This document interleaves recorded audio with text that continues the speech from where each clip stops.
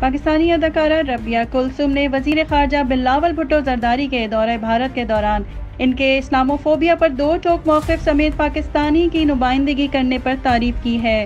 بلاول 4 اور 5 مئی کو بھارتی شہر گوا میں ہونے والے شنگھائی تعاون تنظیم SCO کے اجلاس میں شریک ہوئے تھے، جہاں انہوں نے متحد بھارتی اور عالمی نشریاتی اداروں کو انٹرویوز بھی دیے۔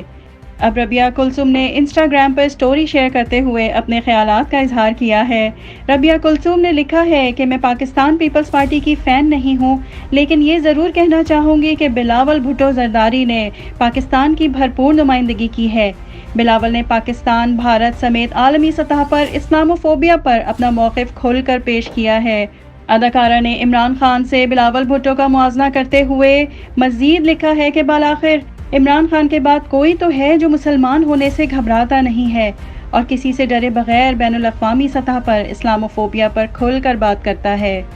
اداکارہ نے بلاول بھٹو زرداری کا شکریہ ادا کیا اور بھارت کی طرف اشارہ کرتے ہوئے لکھا کہ ان کی کانپیں ٹانگ گئی ہیں۔ جیو پاکستان کے لیے